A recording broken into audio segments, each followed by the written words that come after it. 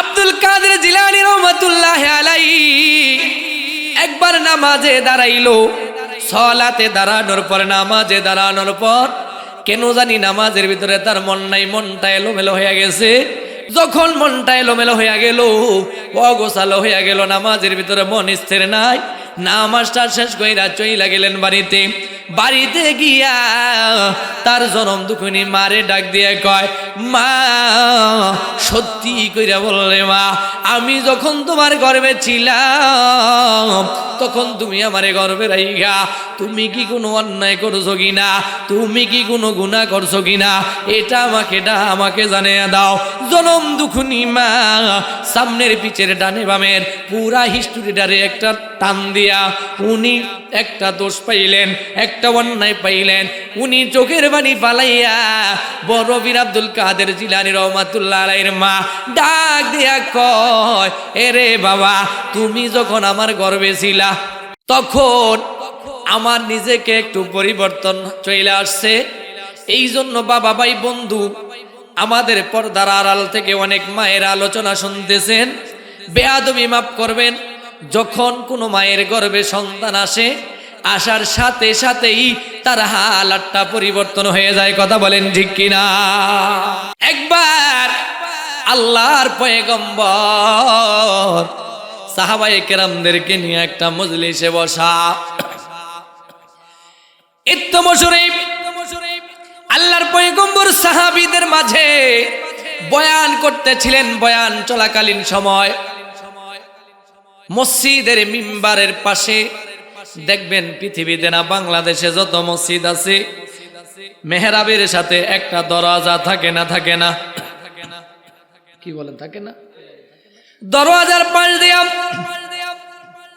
পর্দার হালতে বুরকা পরিহিতা সম্ভ্রান্ত একটা মেয়ে লোক কি যেন আইসা আল্লাহর পয়গম্বরের সাথে কানে মুখে বইলা গেলেন।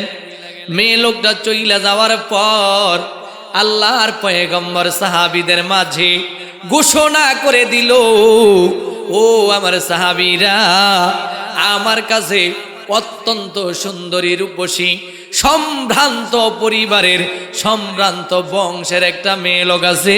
তোমরা যদি কেউ বিবাহ করবার চাও তাহলে তোমরা বিবাহ করতে পারবা, তবে মনে চাইলে আমি বিবাহ দিয়া দিব না। 3টা গুণ লাগবে। যেই যুবক ওই মেয়ে লোকটারে বিবাহ করতে চায় তার ভিতরে 3টা গুণ থাকতে হবে। আওয়াজ দিয়া বলেন কয়টা?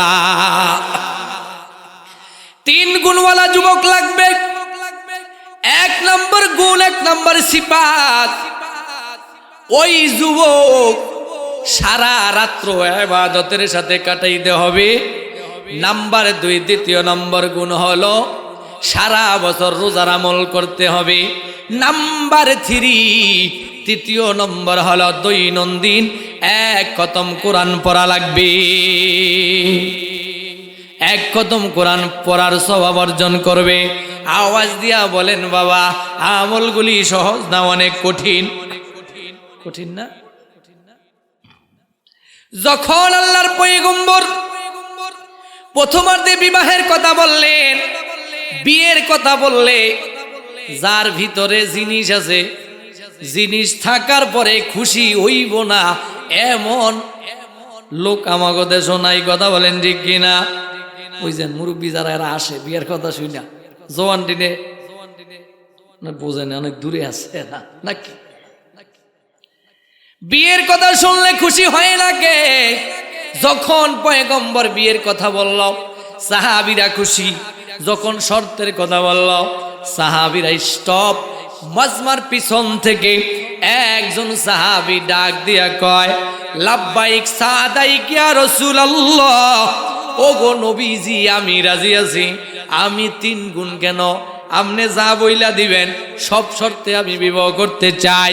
আল্লাহর পয়গম্বর ডাক দিয়া কয়, ও আমার সাহাবীরে, কাছাকাছি আসো, আমি নিজে ওলি হইয়া আমি মোহর নির্ধারণ কইরা আমি বিবাহ পড়াইয়া দিব। আসো। উপস্থিত সাহাবাদের সাথে পরামর্শ কইরা যে তুমি এটা বালেগা, বিবাহের উপযুক্ত হওয়ার পরই তো নবীজির কাছে আসলেন। আয়েশা নবীজিরে গার্ডিয়ান বানিয়ে দিলেন। উকিল বানিয়ে দিলেন। আমার পয়গম্বর অনুমতি পাইয়া সাহাবাদের সাথে মুশাওয়ারা কইরা মহর নির্ধারিত কইরা ওই সাহাবীর সাথে 3 গুণ সহকারে শর্ত দিয়া তার সাথে বিবাহ পড়ায়া পয়গম্বর নিজে ওলিমা কমপ্লিট কইরা আনুষ্ঠানিকতার সাথে নিজের বাড়ি থেকে উঠাইয়া দিলেন। 1.5-2 বছর পর ওই মেয়ে লোকটা আবার পুনরায় নবীজির কাছে চলে আসলেন। ইয়া রাসূলুল্লাহ, ইয়া হাবিবাল্লাহ, ওগো নবীজি, আপনি আমারে যেই সাহাবীর সাথে বিয়া দিলেন, যেই গুণ আমি চাইছিলাম, আমার স্বামীর মধ্যে 3টা গুণের একটা গুণ আমি পাই নাই। ওগো নবীজি, এর ফয়সালা আপনি কইরা দেন। আল্লাহর পয়গম্বর ডাক দিয়া কয়, এ আমার সাহাবী, তোমার ওই মহিলা সাহাবী আরে বললেন, এ সাহাবিয়া, তোমার একার কথাই হবে না, তুমি তোমার স্বামীরে নিয়ে আসো। এই জন্য ফয়সালা করার সিস্টেম আছে। 2 জন যখন 2 জায়গায় থাকবে, একজনে একজনের বলবো। দেখবেন আমাগো দেশও সাল্লিশ করে, কি করে জানেননি? ফয়সালা দেওয়ার সময় 3 জনে ওই যে ঘরের কোনা যায় পরামর্শ করে আইনা রায় দেয় না, দেয় না? কথা বলেন না কেন? এগুলা শরীয়ত সম্মত না। যা বলবেন ওপেন বইলা দিবেন। যে অপরাধী, অপরাধীর শাস্তি হবে, যে অপরাধী না তারে বাহাবা দিয়া দিবেন। কথা বলেন ঠিক কিনা? আমার পয়গম্বর ডাক দিয়া কয়, তোমার একার কথায় হবে না, তুমি তোমার স্বামীরে নিয়ে আসো। মেয়ে লোকটা তার স্বামীরে নিয়ে পয়গম্বরের দরবারে হাজির। পয়গম্বর ওই সাহাবীরে ডাক দিয়া কয়, এ আমার সাহাবী, তুমি আমারে ক্ষতি করলা, 3টা গুণ সহকারে আমি তোমার সাথে এই মেয়েটারে বিয়া দিলাম। এত সাহাবী ছিল, কাউর কাছে তো দিলাম না। তুমি রাজি হইলা, তুমি নিজের টাকা যায় তোমার কাছে দিলাম, তুমি তো আমল 3টার একটাও করো নাই। ওই সাহাবী ডাক দিয়া কয়, না গো নবীজি, না না, আপনি যেই শর্ত দিছেন 3টাই আমি ঠিক মতন পালন করি।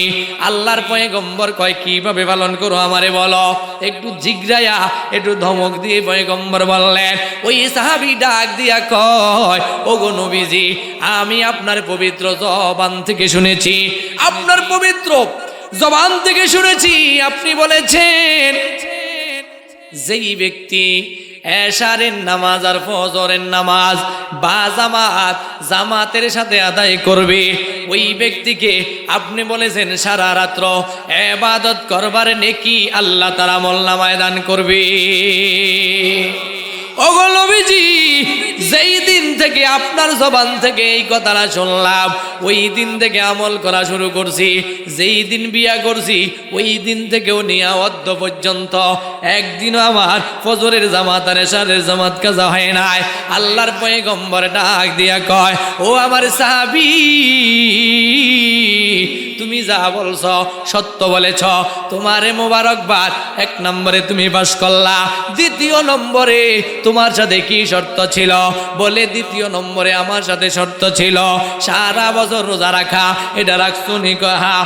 এবার সাহাবী ডাক দিয়া কয়, ওগো নবীজি, আমি আপনার পবিত্র জবান থেকে শুনেছি, আপনি বলেছেন রমজান মাসের পরে একটা মাস আছে, শাওয়াল মাস। বলেন কি মাস? এই শাওয়াল মাসে 6টা রোজা আছে। কোন ব্যক্তি যদি এই শাওয়াল মাসে 6টা রোজা রাখে, আপনার পবিত্র জবান দিয়ে আপনি বললেন শাওয়াল মাসে 6টা রোজা রাখার কারণে আল্লাহ ওই ব্যক্তির আমল নামায় সারা বছর রোজা রাখার সওয়াব নেকি তাকে দান করবে। ওগো নবীজি, আমি বিবাহ করার পর কিছুদিন পর রমজান, এরপরে শাওয়াল চইলা আসলো। শাওয়াল চইলা আসার পরে আমি 6টা রোজা রাইখা আমি আমার ওয়াদাটারে, আমি আমার শর্তটারে আমি পূরণ কইরা নিলাম। এরপর আল্লাহর পয়গম্বর কয়, এ আমার সাহাবী, 3য় নম্বরে তোমার কাছে কি শর্ত ছিল? ওই সাহাবী কয়, ইয়া রাসূলুল্লাহ, ইয়া হাবিবাল্লাহ, ওগো নবীজি, 3য় নম্বর শর্ত ছিল দৈনন্দিন 1 খতম কোরআন পড়ার নেকি অর্জন। বলে ওইটা তুমি করছো নি? বলে হ্যাঁ। কিভাবে করলাম? এবার সাহাবী ডাক দিয়া কয়, ইয়া রাসূলুল্লাহ, ইয়া হাবিবাল্লাহ, ওগো নবীজি, আমি আপনার পবিত্র জবান থেকে শুনেছি আপনি বলেছেন যেই ব্যক্তি সূরা ইখলাস তথা কুল হুয়াল্লাহ সূরা, আপনারা চিনেননি? যেই ব্যক্তি সূরা ইখলাস তথা কুল হুয়াল্লাহ সূরা 3 বার পাঠ করবে, আপনার পবিত্র জবান থেকে শুনেছি আপনি বলেছেন এক খতম কোরআন পড়বার নেকি ওই ব্যক্তির আমলনামায় দান করা হবে। ওগো নবীজি, যেই দিন আপনার জবান থেকে শুনেছি ওই দিন থেকে আমল করা শুরু। বিবাহ যেই দিন করছি ওই দিন থেকে আদ্য পর্যন্ত কোনো দিন এটা আমার থেকে নাগা হয় নাই, কোনো দিন আমার থেকে এটা কাজা হয় নাই, কোনো দিন এটা আমার থেকে ছোটে নাই। আমি তো এগুলা সব কিছু করলাম। আল্লাহর পয়গম্বর ওই সাহাবীরে আরো উৎসাহ দিলেন, এরে আমার সাহাবী, তোমারে মোবারকবাদ, তুমি ফার্স্ট হয়েছ, তোমারে ধন্যবাদ, তুমি আমলগুলা এগিয়ে যাও। আর ওই মহিলা সাহাবিয়াটাকে আমার পয়গম্বর সান্ত্বনা দিয়া বললেন, ফেলুল হাকিমে লা ইয়াখলু আনিল হিকমা, বড়দের কাজগুলা হিকমতের সাথে হয়। তোমার স্বামী তোমার চাইতে বড়, তোমার তো হইল না কেসে আকল, তোমার জ্ঞান হইল অর্ধেক, তুমি কিন্তু বোঝো নাই, তোমার স্বামী পুরাই বুঝছে, যার কারণে বুঝা সে তো ঠিকই আমলের সাথে তার জিন্দিগিটারে কাটিয়ে দিতেছে। হ্যাঁ ঠিক আছে, তোমরা যাও যাও, এখন থেকে গিয়া তোমরা সুন্দর সুখের সংসার তোমরা পরিচালনা করো। বাবা ভাই বন্ধু, এবার বুঝে থাকলে বলুন, আমলের প্রতি সাহাবায়ে কেরাম রাদিয়াল্লাহু আজমাইন কি পরিমাণ দুর্বল ছিলেন, কতটুকুন তাদের আন্তরিকতা ছিল। কি বলেন? আমি আপনাদের সম্মুখে মহাগ্রন্থ কালামে পাক থেকে 2টা আয়াতে কারিমা পাঠ করেছি। আল্লাহ বলেন, কদ আফলাহাল মুমিনুন আল্লাযীনা হুম ফি সালাতিহিম খাশিউন। আমার আল্লাহ বলেন, মুমিনরা কামিয়াব, মুমিনরা সফল কাম, মুমিনরা কামিয়াব, মুমিনরা কামিয়াব। এই কথা বইলা আমার আল্লাহ এখান থেকে ধারাবাহিকভাবে মুমিনদের অনেকগুলা গুণ বর্ণনা করলেন। সবগুলা গুণ আমি আপনাদেরকে বলবো না, একটা গুণ একটা সিফাতের কথা আলোচনা রেখি আমি আমার আলোচনার সমাপ্তি ঘটানোর চেষ্টা করব। আল্লাহ বলেন, মুমিনের 1 নাম্বার গুণ আল্লাযীনা হুম ফি সালাতিহিম খাশিউন, যারা নামাজের মধ্যে খুশু খুজুর সাথে নামাজটাকে আদায় করে। আল্লাযীনা হুম ফি সালাতিহিম খাশিউন, খাশিউন মানে হলো মিন খাশিয়াতিল্লাহ। খুশু আর খুজু, খুশু খুজু দুইটা আলাদা শব্দ। খুশু মানে হলো আল্লাহর ভয়। কার ভয়? চিৎকার দিয়া কর, আল্লাহর ভয়। এই কথাটা আপনারা আর একটু সহজভাবে বুঝবেন। আপনাদেরকে যদি একটা উদাহরণ দিই তাহলে ভালোভাবে বুঝবেন। আপনাদের এই বাড়ির দরজায় যে মাদ্রাসা, এই মাদ্রাসার কথার কথা একটা টিউবওয়েল দরকার। ছাত্ররা ছাত্রীরা উজু করতে পারে না, মসজিদের একটা টিউবওয়েল দরকার, মুসল্লিরা উজু করতে পারে না। আপনি একটা দরখাস্ত নিয়া ইউনু মহোদয়ের কাছে গেলেন, ইউনু অথবা এমপির কাছে গিয়া দরখাস্তটা লইয়া আপনি এলোমেলো ভাবে অগোছালো ভাবে, জামাটা আপনার সুন্দর না, ভাষাটা আপনার তত ভালো না, পাগুলি ফাইজা আঁকা বাঁকা হইয়া গেছে, এমন হয় না? মাঝে মধ্যে হয় না? আপনি যাই একেবারে অগোছালো ভাবে এমপি কে অথবা ইউনু মহোদয়কে বললেন, আমার বাড়ির দরজাত মাদ্রাসা আছে, এর একটা কল লাগবো, কল দিয়ে দিয়ে। এমন যদি আরাস আসা কথা কন, আরাস আসা কথা বুঝেননি?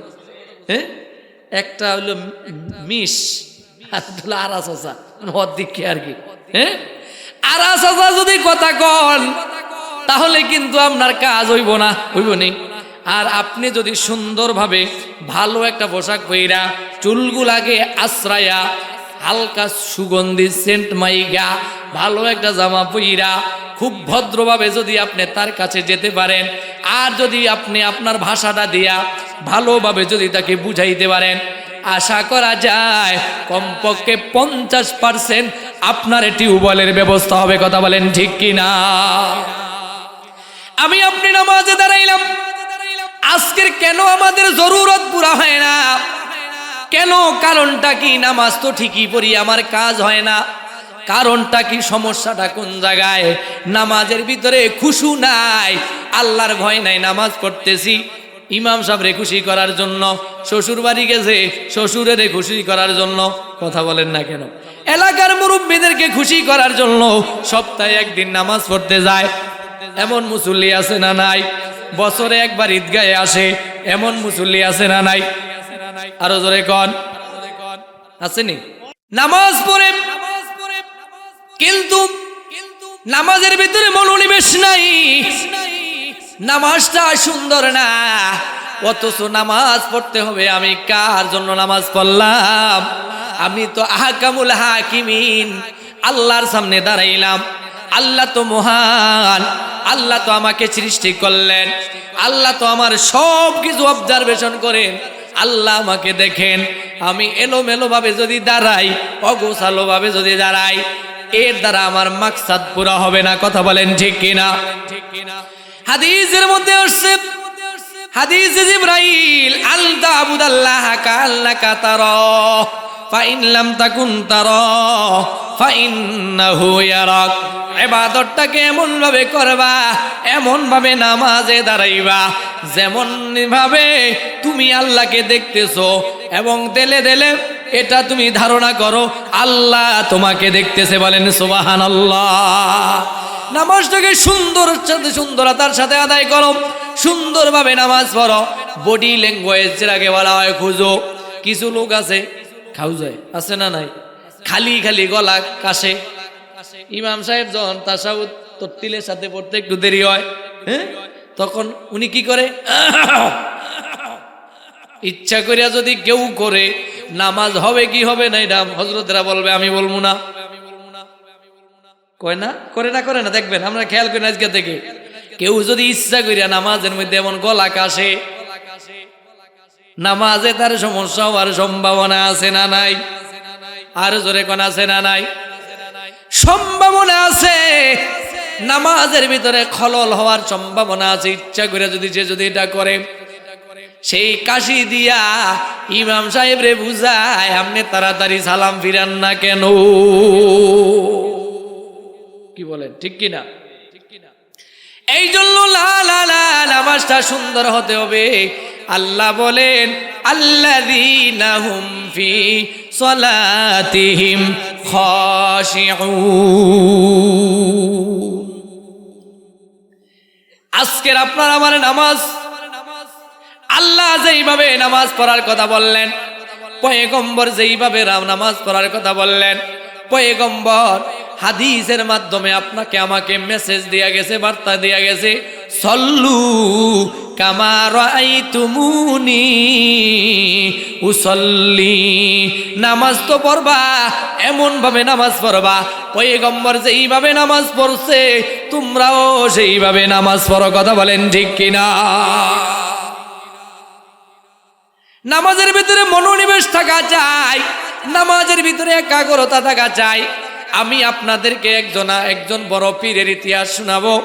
আমাদের বড় পীরদের মাঝে একজন সবচেয়ে বড় পীর ছিলেন আব্দুল কাদের জিলানী রহমাতুল্লাহ আলাইহি। আপনারা কি তার নাম শুনেছেন?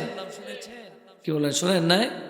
এই বড় পীর আব্দুল কাদের জিলানী রহমাতুল্লাহ আলাইহি একবার নামাজে দাঁড়াইলো। সলাতে দাঁড়ানোর পর, নামাজে দাঁড়ানোর পর কেন জানি নামাজের ভিতরে তার মন নাই, মনটা এলোমেলো হয়ে গেছে, নামাজ মনটা অগোছালো হয়ে গেল। যখন মনটা এলোমেলো হয়ে গেল, অগোছালো হয়ে গেল, নামাজের ভিতরে মন স্থির নাই, নামাজটা শেষ কইরা চইলা গেলেন বাড়িতে। বাড়িতে গিয়া তার জনম দুঃখিনী মারে ডাক দিয়ে কয়, মা সত্যি কইরা বললে, মা আমি যখন তোমার গর্ভে ছিলাম তখন তুমি আমারে গর্বে রাইগা তুমি কি কোনো অন্যায় করছো কিনা, তুমি কি কোনো গুনাহ করছো কিনা, এটা আমাকে জানিয়ে দাও। জনম দুখুনি মা সামনের পিছের ডানে বামের পুরা হিস্ট্রিটারে একটা টান দিয়া উনি একটা দোষ পাইলেন, একটা অন্যায় পাইলেন। উনি চোখের বাণী পালাইয়া বড় পীর আব্দুল কাদের জিলানী রহমাতুল্লাহ আলাইহির মা ডাক দিয়া কয়, এরে বাবা, তুমি যখন আমার গর্ভে ছিলা, তুমি যখন আমার গর্ভে ছিলা, তখন আমার নিজেকে একটু পরিবর্তন চলে আসছে। এই জন্য বাবা ভাই বন্ধু আমাদের পর্দার আড়াল থেকে অনেক মায়ের আলোচনা শুনতেছেন, বেয়াদবি মাফ করবেন। যখন কোনো মায়ের গর্ভে সন্তান আসে, আসার সাথে সাথেই তার হালাতটা পরিবর্তন হয়ে যায়। কথা বলেন ঠিক কিনা? যায় না? যায় না? ওই সময় মনে চায় পুরা দুনিয়াটা সে খাইয়া পালাইবে, কিন্তু সামনে উন্নত মানের খাবার, প্লেট ভর্তি খাবার সামনে আসছে, কিন্তু এমন একটা হালত হয়েছে খাবারের থেকে দুর্গন্ধ ছড়াইয়া গেছে। আসলে কিন্তু খাবারের থেকে দুর্গন্ধ ছড়ায় নাই, তার মনের দুর্গন্ধ। কথা বলেন ঠিক কিনা? একই খাবার তার স্বামী খাবে, তার অন্য ছেলেরা খাবে, মেয়েরা খাবে, শ্বশুরে খাবে, শাশুড়ি খাবে, ঘরের অন্য অন্য লোকজন সবাই খাবে, কিন্তু তার কাছে ভালো লাগে না, তার কাছে দুর্গন্ধ লাগে। কেন? কেন? কারণটা কি? কারণটা হলো তার ভিতরে আলাদা একটা জিনিস এখন কাজ করে। কথা বলেন ঠিক কিনা? এই মুহূর্তে তার কিছু ভালো লাগে না। ভাতের প্লেটটারে আস্তে কইরে সামনে রাইগা বারান্দরুমের ভিতরে গিয়া তার স্পেশাল কামরার ভিতরে গিয়া শুয়ে যায়। এদিকে শাশুড়ি কয়, মা কেন, তুমি কি সমস্যা? শাশুড়ি তো আর বস্তু বোঝার কাম বাকি নেই। কথা বলেন ঠিক কিনা? তাকে তার জায়গায় রাইখা দেয়। কিছু শাশুড়ি আছে ভালো, ভদ্র সম্ভ্রান্ত পরিবারের শাশুড়ি, এই কঠিন মুহূর্তের মধ্যে আবার কিছু দুষ্কৃতিকারী শাশুড়ি আছে, গালেরে ভেটকায়, আছে না? খায় না, বড় লোকের মায়া হইছে, হ্যাঁ দেখছি শুনছি কি খাওয়ায়। বলেন এই কঠিন মুহূর্তে যদি তার সাথে এরকম আচরণ করে, তাহলে ওই মেয়ে লোকটার কাছে কিরকম লাগে? সমাজের মধ্যে কিছু সামাজিক কথা আপনাদেরকে বলি, খুব দিলের কান দিয়ে শুনবেন, এখান থেকে শিক্ষা গ্রহণ করবেন। সমাজের মধ্যে কিছু, সব মারা না, কিছু শাশুড়িরা আছে খুব চালাক বিচক্ষণ শাশুড়ি, খুব শেয়ান মাল। মেয়ে বিবাহ দেওয়ার পর মেয়েদের সংসার নিয়ে খুব টানা হেসরা করে, টানাটানি করে, তাদেরকে বুদ্ধি পরামর্শ দেয়, বেশি মাথা ঘামাঘামি করে। যেই মেয়ের মা মেয়ে বিবাহ দেওয়ার পর এরকম ভাবে মেয়েদেরকে নিয়ে বেশি ঘাটাঘাটি করবে, ওই সংসারটা অতি তাড়াতাড়ি নষ্ট হয়। কথা বলেন ঠিক কিনা? মেয়ে বিয়ে দিচ্ছে, এখানে তার আর কোনো কাজ নাই, মেয়ে সবকিছু হলো শ্বশুর শাশুড়ির সাথে তার সম্পৃক্ততা।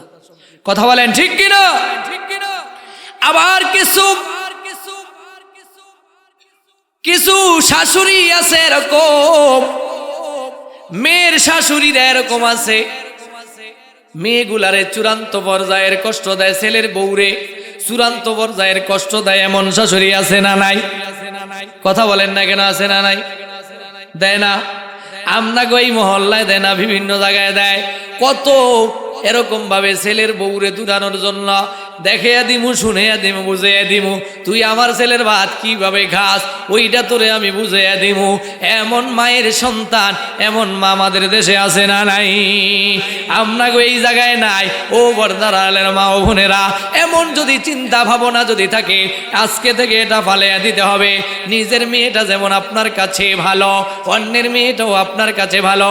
অন্যের মেয়েটাকে আপনি আপনার নিজের মেয়ে বানিয়ে নেন, আপনার মেয়েটাও আরেকজন তার নিজের মেয়ে বানিয়ে নিবে। কথা বলেন ঠিক কিনা? আমাগো দেশেও আপনারা জাল চিনেননি? জাল, ওই যে বড় ভাইয়ের বউ একজন আরেকজনে জাল কয় না? জাল কয়ে ডাকে না? বুঝান কয়, বুঝান বুঝান কিছে? আরে বুঝান কইস্তালা কি হইছে বলেন? আমার জামাইটা এত ভালা, মেয়েটার কথায় ওঠে আর বসে, মেয়েটায় যা কয় তা শোনে। কয় না? কয় না? খুবই ভালা, জামাইটা এত ভালা পাইছি আল্লাহ, খুবই ভালা। আবার কিছুদিন পর ওই তার জালের কাছে ভাউজের কাছে গিয়া কয়, ভাউজ কি হইছে? ফোলাটারে একটা জারুয়া ফোলা জন্ম দিলাম। কা ঘটনাটা কি? ফোলাটাই কিন্তু বউর কথা ছাড়া একটা কদম লড়ে না। বলে না, বলে না। নিজের বেলায় কুরু কুরু, পরের বেলায় মাকরু। গন নিজের বেলায় কুরু কুরু, পরের বেলায় মাকরু। নিজের মেয়ের কালে কি বললো, আর আরেকজনের মেয়ের কালে কি বলে? এখান থেকে আমাদেরকে উঠে আসতে হবে। কথা বলেন ঠিক কিনা? আমরা সমাজ সংস্কার করতে হবে। আমরা সকলে সমাজ সংস্কার করতে রাজি আছি তো ইনশাআল্লাহ? এক শাশুড়ির জ্বালায়, শাশুড়ির তালা জ্বালায়, শাশুড়ি তার মায়ের লয়ে গেছে। এখন ওই স্যামরায় বিলে বিলে আডে পাগলের মতন হয়ে গেছে। যাদের বউ গেছে তারা কইতে পারে অবস্থাটা কি। পাগলের মতন আডে, আর হে গান বানাইছে। কি বানাইছে? গান বানাইছে। কইতাম নি, বউটাই আমারে ভালো ছিল, শয়তানে ছিল শাশুড়ি, সাথে ছিল না আলী শাশুড়ি, শয়তানের মাস্টারি। কথা বলেন ঠিক কিনা? পণ্ডিত মাইজি মিল্লা যত জ্বালা আছে সব জ্বালা দিয়া ওই সংসার থেকে বিতাড়িত করেছে। হয়েছে কি, অন্যের মেয়েটাকে কষ্ট দিয়েছেন, এমন একদিন আসতে পারে আপনার মেয়েটাও এইভাবে ওই ছেলের ঘর থেকে বিতাড়িত হওয়ার সম্ভাবনা রয়েছে। কথা বলেন ঠিক কিনা? হাজিরিন, আব্দুল কাদের জিলানী রহমাতুল্লাহ আলাইহির মা ডাক দিয়া কয়, রে বাবা, তুমি যখন আমার গর্ভে ছিলা তখন আমার হালতটা পরিবর্তন ছিল। আমার মনে চাইছিল পুরা দুনিয়াটা আমি খাইয়া ফেলাই, কিন্তু না রে বাবা, না, কিচ্ছু খাইতে পারতাম না। কিন্তু এরে বাবা, একবার একটা বিরল ঘটনা ঘইটা গেছে। সেই ঘটনাটা হইল, আমি সেই অসুস্থ থাকাকালীন সময়ে আমি আমার চাচার বাড়িতে গিয়েছিলাম। চাচার বাড়িতে যাওয়ার পর আমি দেখতে পাইলাম চাচার বাড়ির আঙ্গিনায় উঠান, যেটাকে বলা হয় রৌদ্রের মধ্যে, মধু আর ঘি এগুলা শুকাইতে দিছে। আমার মনে চাইছে ওই জায়গার থেকে কিছু মধু খাই, ওই জায়গার থেকে কিছু ঘি খাই। ডানে বামে তাকাইয়া কোনো লোক পাইলাম না। ডানে সামনে পিছনে চতুর্দিকে তাকাইয়া কাউরে না দেখিয়া আমি আস্তে কইরা আমার হাতটাকে ওই মধুর কৌটার ভিতরে, ঘির কৌটার ভিতরে ঢুকাইয়া এক কর, কতটুকু এক করছেন না, এক কর ঘি মধু, এটা আমি আমার জিহ্বায় দিয়েছি, এটা আমার পেটে পড়েছে। এবার বড় পীর আব্দুল কাদের জিলানী ডাক দিয়া কয়, ও মা, আমার আর বুঝার কাম বাকি নাই গো মা, তুমি যে ওই যে না বইলা এক করে ঘি মধু ওখান থেকে গিয়েছ, ওই মধু আর ঘি ওটা তোমার পেটে প্রবেশ করার পর ওখান থেকে আমার রক্ত হয়েছে, ওখান থেকে মাংস হয়েছে, ওখান থেকে কিছু হাড্ডি হয়েছে। ও মা, তাহলে একটা কাজ করি, আজকের তুমিও তাওবা করো, আমিও তাওবা করি। কারণটা কি? ও মা, আমি নামাজ পড়তে গেলাম, নামাজ পড়তে যাওয়ার পর আমার নামাজের ভিতরে মন নাই। মন নাই কেন? আমি আজকের এটা খতিয়ে বের করেছি। এই জন্য আমরা এখন থেকে আমরা মা এবং ছেলে দুজনে খাটিয়ে দিলে তাওবা কইরা আল্লাহর থেকে এর পুরোপুরি পরিত্রাণ নিয়ে নিব। এই জন্য হাজিরিন, সমাজ যদি সংস্কার করতে চান, একজন আদর্শ বাবা লাগবে, একজন আদর্শ মা লাগবে। কথা বলেন ঠিক কিনা? একজন আদর্শ বাবা যদি আপনি বানাইতে চান, তাহলে আপনার সন্তানটাকে এই রহমানে মদিনাতুল উলুম রহমানিয়া মাদ্রাসায় আপনি ভর্তি করান। এই মাদ্রাসায় যদি আপনার ছেলেটারে ভর্তি করান, আপনার ছেলেটা এখানে আদর্শ শিক্ষায় শিক্ষিত হবে।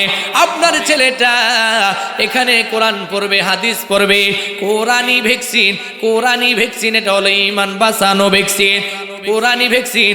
আপনারা কিছুদিন আগে মরণব্যাধি রোগ থেকে বাঁচার জন্য করোনার টিকা আপনারা দিয়েছেন কিনা? আওয়াজ দিয়া বলে, কথা বলেন, দেন নাই? এটা দিয়েছেন কেন? মরণ থেকে বাঁচার জন্য। ও বাবা, ঈমানকে হেফাজত করার জন্য।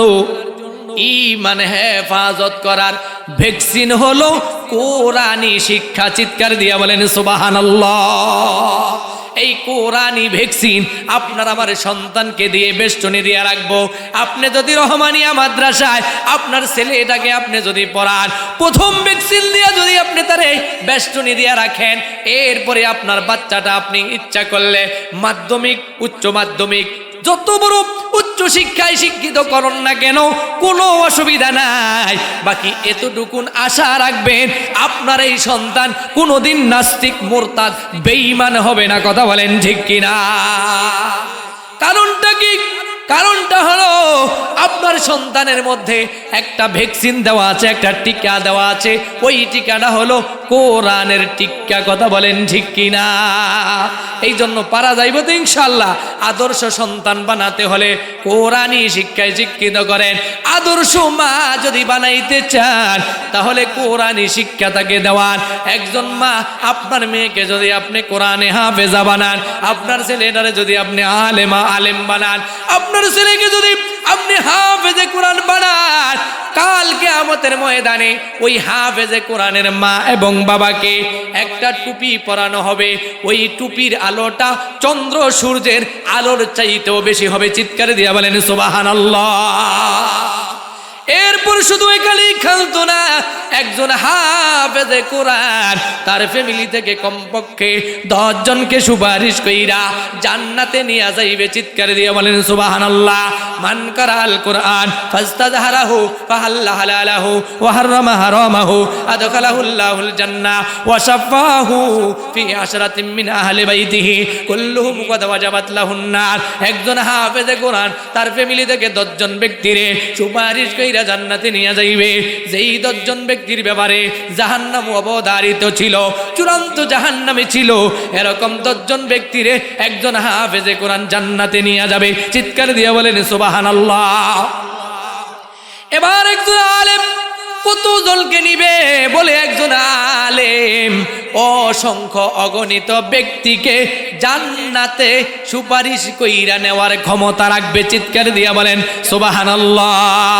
এই জন্য বাবা ভাই বন্ধু, আমি অত্যন্ত ছোট মানুষ, আপনাদেরকে বইলা যাই, দিলের কান দিয়ে শুনেন, কথাগুলাকে আঁকড়ায়া ধরেন। উলামায়ে কেরামের সাথে সম্পর্ক রাখেন, আলেমের সাথে সম্পর্ক রাখেন, হাফেজের সাথে সম্পর্ক রাখেন, মাদ্রাসার সাথে সম্পর্ক রাখেন। আপনি যদি মনে করেন আপনার দ্বারা মাদ্রাসার বিরোধিতা হয়, আপনার দ্বারা মসজিদের বিরোধিতা হয়, আলেম ওলামার বিরোধিতা হয়, তাহলে আপনি আর বুঝতে আর বাকি রইল না, আপনার মস্তিষ্কের ভেতরে শয়তান পেশাব করে দিয়েছে। কথা বলেন ঠিক কিনা? এই জন্য আমাদের আলেম ছাড়া বিকল্প আমাদের কোনো রাস্তা নাই, বিকল্প কোনো উপায় নাই। আওয়াজ দিয়া বলেন ঠিক কিনা? মাদ্রাসা ছাড়া আমাদের বিকল্প কোনো মুক্তির পথ নাই। আওয়াজ দিয়া বলেন ঠিক কিনা? মসজিদ মাদ্রাসা এটা হলো আমাদের ধর্মীয় বুনিয়াদি কেন্দ্র। আওয়াজ দিয়া বলেন ঠিক কিনা? এই জন্য মসজিদ মাদ্রাসার দরকার আছে না নাই? আর কিছু পুরা কপালি আছে যার মস্তিষ্কের মধ্যে শয়তানে পেশাব করে দিয়েছে, ওটা দেখা যায় না। বুঝেন না? মনে ওটা কি না দেখা যায় না। এই জন্য আজে বাজে কথা কয়। এমন মুসল্লি, এমন মুসলমান, এমন আল্লাহর ওলি আমাদের দেশে আছে না নাই? আরো জোরে বলেন আছে না নাই? এই জন্য হাজিরিন, আমরা এখান থেকে উঠে আসতে হবে। আজকের এখানে দোয়া হবে আল্লাহ তাআলা যেন এই রহমানিয়া মাদ্রাসাটাকে দাওরাই হাদিস মাদ্রাসা পর্যন্ত কবুল করে। এটা কে কে চান? হাত জাগান, একটা তাকবীর দেন, লিল্লাহে তাকবীর।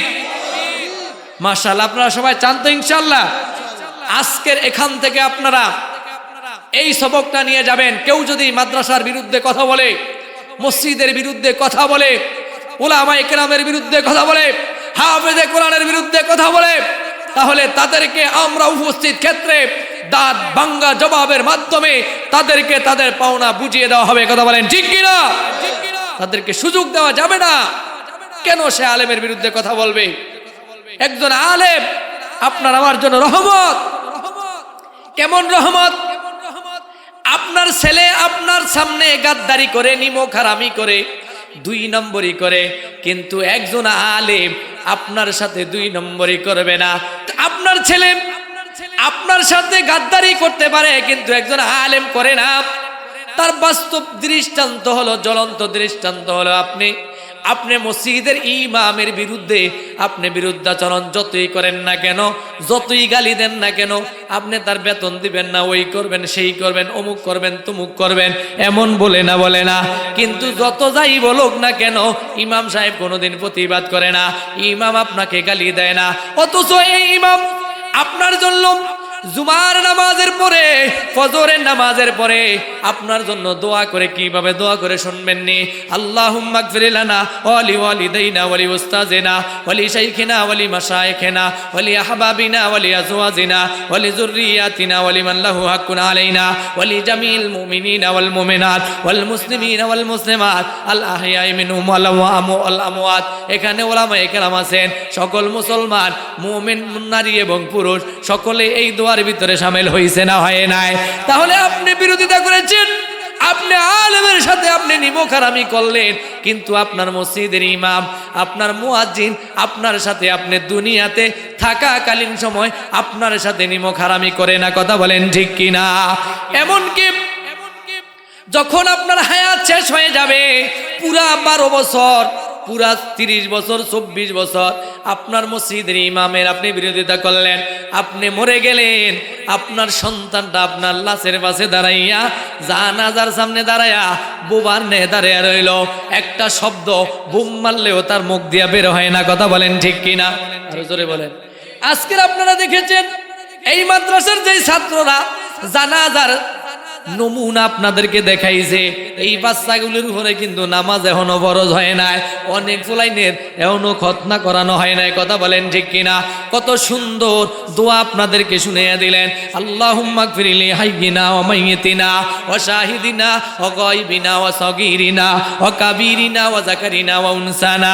আল্লাহুম্মা মান আহইয়াইতাহু মিন্না ফাহি আলাল ইসলাম ওয়া মান তাওয়াফাইতাহু মিন্না ফাতাওয়াফাহু আলাল ঈমান। দোয়া করছে না করে নাই? এই সন্তানরা আপনার মসজিদের ইমাম আপনাদেরকে ছোট করে দেখি না। হয়তো বা আপনারা এখানে যারা আছেন সাল্লি সালা দিলেও 2-1 জনের পাওয়া যাইব না সহি শুদ্ধভাবে জানাজার দোয়া বলতে পারবে। কথা বলেন ঠিক কিনা? কিন্তু আপনার ছেলেরে আপনি মাদ্রাসায় পড়ান নাই, সে আপনার লাশের সামনে বোমার মতো দাঁড়িয়ে থাকবে। আপনার মসজিদের হুজুরি আপনার জানাজার সামনে দাঁড়ায় আপনার জন্য দোয়া করে। কথা বলেন ঠিক কিনা? তাহলে হাজিরিন, আলেম আপনার জন্য আপনি বিরোধিতা করলেন, আপনার ইমাম আপনার জন্য রহমত, আপনি মারা গেলেন, আপনার ছেলে আপনার সাথে গাদ্দারি করলো, নিমক হারামি করলো, লাশের সামনে মিথ্যা অবস্থান নিল, কিন্তু আপনার ইমামই আপনার জন্য রহমত হয়ে জীবনের মতো শেষবারের মতো আপনাকে বিদায় দিল। কথা বলেন ঠিক কিনা? তাহলে হাজিরিন, কখনোই আলেম, উলামা, মসজিদ, মাদ্রাসা এগুলার বিরোধিতা করা যাবে না। যথাসম্ভব মসজিদ মাদ্রাসার পাশে থাকবো, এর জন্য সহযোগিতা করব। পারা যাইব তো ইনশাআল্লাহ? মসজিদ এটা আল্লাহর ঘর, মাদ্রাসা এটা নবীর ঘর। মাদ্রাসা যদি থাকে তাহলে আল্লাহর ঘরের খাদেমটা আপনি সহি তরিকার পাবেন, বিশুদ্ধ তরিকার পাবেন, তেলাওয়াত সুন্দরওয়ালা একজন ইমাম পাবেন, সহি তরিকায় তেলাওয়াত করেনওয়ালা একজন ইমামের পিছনে আপনি নামাজ পড়তে পারবেন। কথা বলেন ঠিক কিনা? আপনার আমার নামাজটা তো সুন্দর হতে হবে, নামাজটা তো কবুল হতে হবে। তেলাওয়াতের ভিতরে যদি ভুল হয়, নামাজ অশুদ্ধ হওয়ার 1 নম্বর কারণ হলো তেলাওয়াত অশুদ্ধ হওয়া। কথা বলেন ঠিক কিনা? নামাজ ভঙ্গের 19টা কারণের মধ্যে 1 নম্বর কারণ কি বলেন? তেলাওয়াত অশুদ্ধ হওয়া। তাহলে এই মাদ্রাসায় ছাত্রদেরকে তেলাওয়াত শুদ্ধ করে এই মাদ্রাসার দরকার আছে না বাবা? এই মাদ্রাসার পাশে থাকবেন তো ইনশাআল্লাহ? আল্লাহ সুবহানাহু ওয়া তাআলা, আমি যে আলোচনা রেখেছিলাম মুমিনের 1 নম্বর গুণ আল্লাযীনা হুম ফি সালাতিহিম খাশিউন, আল্লাহ সুবহানাহু ওয়া তাআলা আমাদেরকে হিনে হায়াত পর্যন্ত যতদিন বেঁচে থাকবো আমরা যেন খুশু খুজুর সাথে নামাজটা আদায় করতে পারি আর সর্বহালতে আল্লাহর ভয় নিয়ে চলতে পারি। আল্লাহ আমাদেরকে তৌফিক দান করেন। সকলে আওয়াজ দিয়ে বলেন আমিন।